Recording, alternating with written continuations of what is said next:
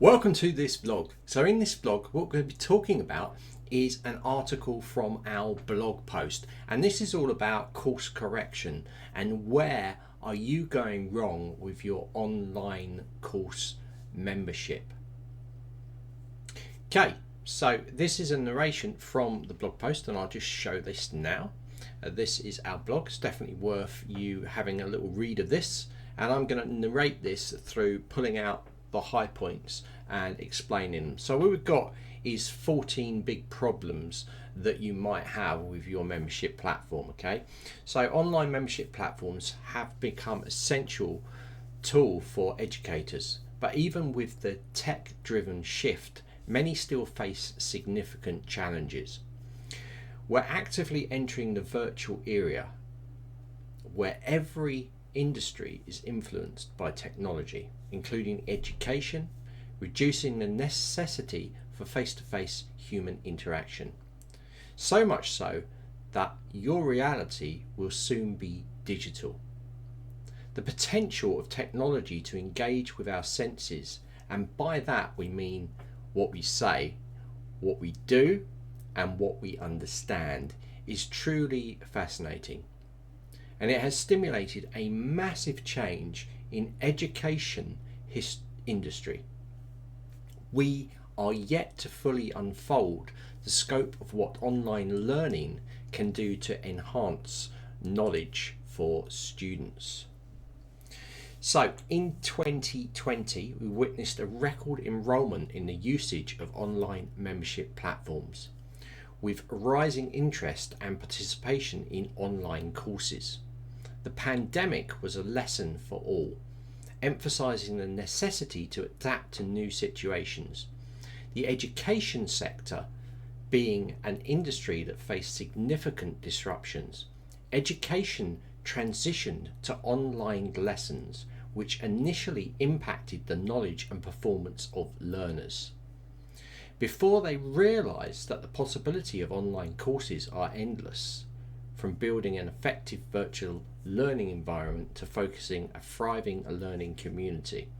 This was a real pivotal point for, I think, online course platforms, because it really showed how they can be used to their fullest for educating anybody in any sector, whether it's school environment or whether it's a business environment.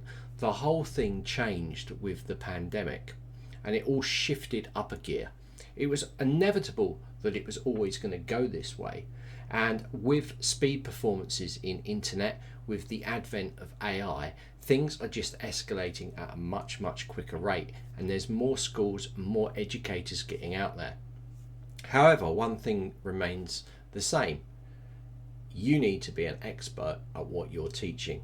And we are having this monumental shift where every and anybody is teaching to make money.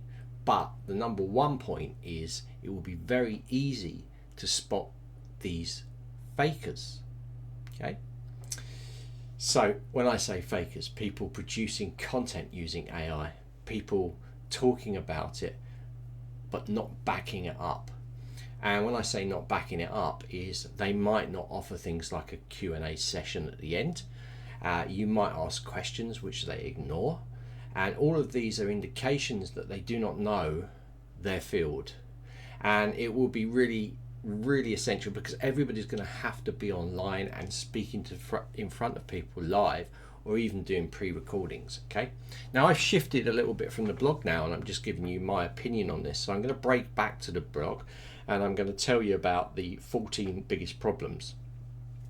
So when you have any kind of membership site, having an inadequate onboarding process. So this is where people don't bring people in sensitively. They just like, boom, there it is. And this can be a big problem, of course. So number two is poor user experience. So a lot of people don't check out their UI, their user interface for people. Things are not easy to find. This can add really and give a real bad impression of any membership platform that you've got set up. So inconsistent communication, as we know in any kind of marketing or any kind of membership of any kind, you need to be consistent with it. Now, I'm not saying that it has to take you every minute of the day to keep talking to people on your platform, but what I do say is that you should have a consistent routine of things that you're doing so that your users know exactly when you're there. They know when you're going to help, when you're going to be live with them, and it's very, very comforting for your students on that side. So the other big point based off of that is ignoring your members' feedback. If your members are feeding back that they want something or that they would like something added, you should take it very seriously, okay? So, and you should implement it as well. So this follow through and this looking after your students is just critical. So you want to be careful about the pricing structure. You don't want to make the pricing structure too complicated. This is point number 5. Now we got point number 6, failure to provide mobile friendly experience. It's really important that your platform that you choose has some sort of app that are able, or they're able to look on the browser and it's all nice and responsive, and that includes your site as well when producing. So is there an app? These kind of things can be big problems if you haven't got them. Okay, so let's now look at inadequate marketing efforts. So if you're not going to put, again, this relates to how much money you're going to make, because if you're not putting the time in to market what you're trying to sell, you're not going to get enough people in. So you need to make sure that you are covering your marketing side and that you are sending out and reaching the audience that you want to take your course and eventually buy from you. So the way that you produce things like marketing funnels, the way you might run a live to get people in, is going to be essential for becoming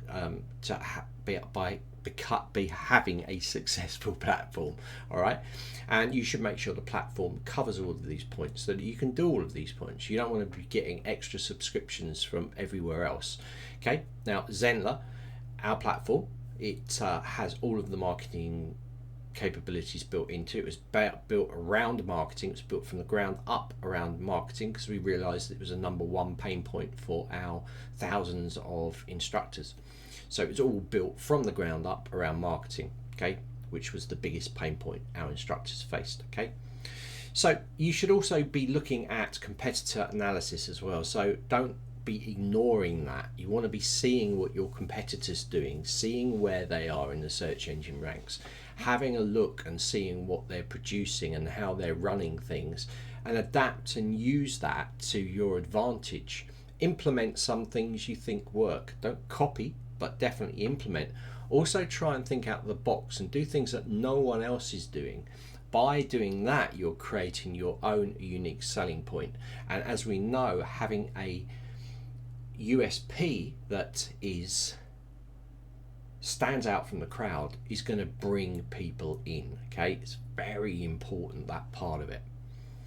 So poor content organization, you should make sure that all of your content is organized. Think of it as a book. You've got a beginning, you've got a middle, and you've got an end. You should be making sure that it covers all of those things. Neglecting SEO practices. So you should be making sure that you are SEOing all of your pages. And look, you might say, why do I need to SEO my page? I'm not a marketing expert. You don't need to be a marketing expert. You just need to be thinking this one thing. If people are looking for your content, what will they type into the search engines? That's all you need. That's all you need. So whenever you're writing your copy, use words or word sequences that people would put into a search engine. Now, don't go off tangent. Make sure it's on topic. Don't go for trending words. I was running a workshop once and the Olympics were on, and this particular instructor knew that Olympics was a massively viral trending word, and she was like, I want to put it in there. And I was like, but you can't, because you're a therapist How's that relatable? What is the point? And this is another big thing as well. If you put the wrong type of keywords into your content, okay, based on what you think people have put in the search engines, if you put the wrong type and it's not relatable to what you're producing, it's pointless. Okay, so you might get extra traffic, but what you're going to do is you're going to get bounce traffic. So they're going to come in because they found you on this viral keywords that you've put into your post that's nothing to do with any of those. They're going to hit the page, they're going to go, this is not what I'm looking for, and they're going to go straight out. And what will happen, and this is a bad thing, is you might think, oh yeah, but I'm getting traffic, that's good for my site. It's really, no, it isn't, because it's a bounce rate. And Google will look at that and go, oh, that person, these majority of people are staying for less than 1 second. So obviously that page under that ranking keyword is not relevant. And it will literally blacklist you, drop you down the search engines, even if some of your relatable keywords are in there. So don't try to fool the system. Be genuine. This Kevin Arrow says this all the time with blogs. Be genuine. Keywords SEO should be something that happens naturally when creating copy. And it should, but you should be aware of it. Okay? So think along the lines, I'm writing an article on how to train my snake, for instance. What would people put into the search engines? Make sure that's the title. Make sure you feature that. And relatable keywords, looking after my snake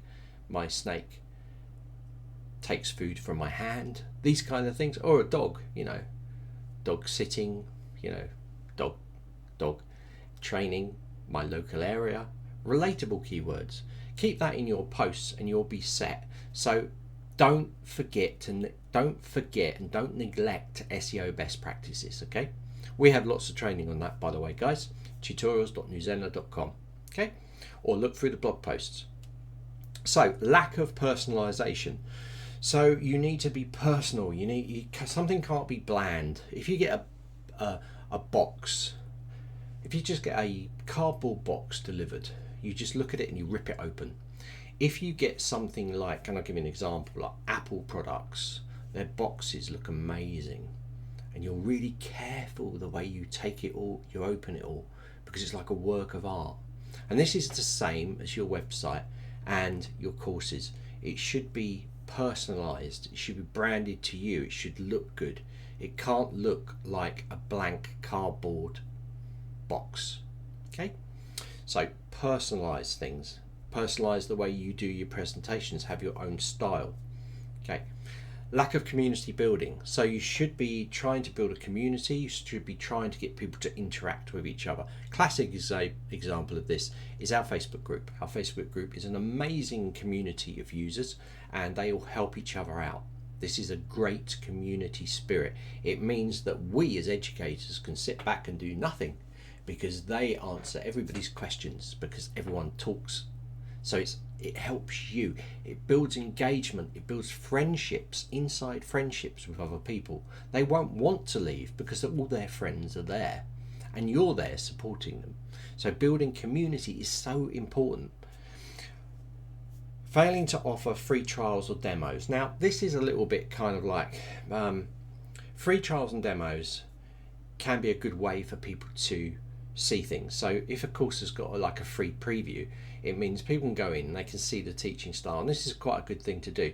But be a little bit careful about offering frees for everything, because there'll be a lot of people coming in just grabbing freebies and then running off into the woods. Okay, you want to be making sure that you're doing it for the right reason. If you are producing a free something or other, then before sending it out to the world, send it to your community. Tell them this is something I produced. I'm going to be sending this out and marketing it for new growth for my course, but I'm giving it to you guys first because you're loyal customers, or you're loyal friends of this site.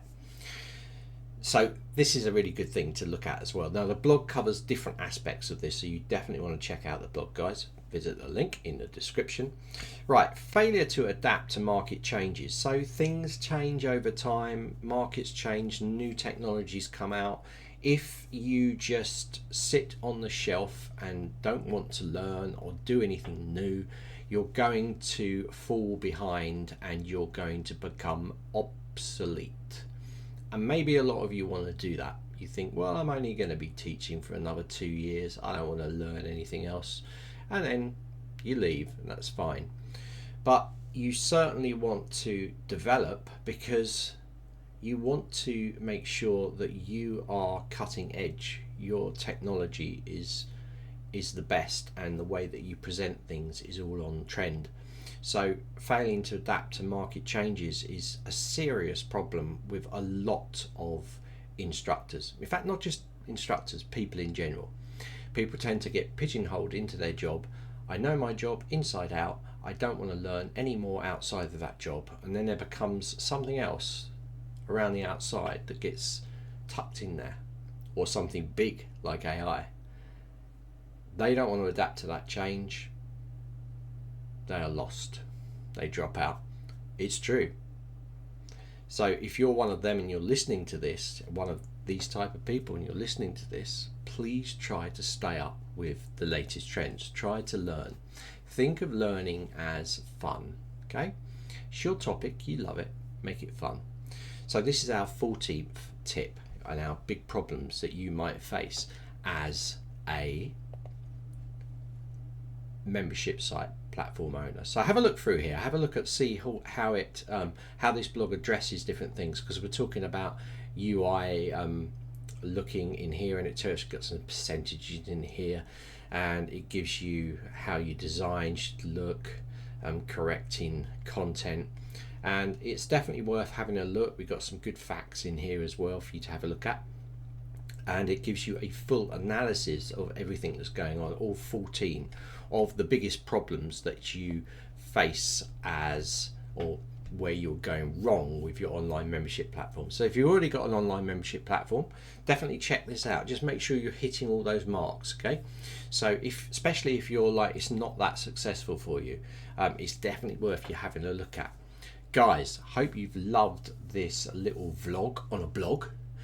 Go and check out the blog in the description. If you're watching this and you're not part of the channel, hit the bell, subscribe to our YouTube channel today, and you will know about the latest developments of online course creators today, and marketing as well. And this is Zenler, so we are promoting our platform, and you can visit and you can try Zenler for free by going to zenler.co/free, and you can try a free demo of it all.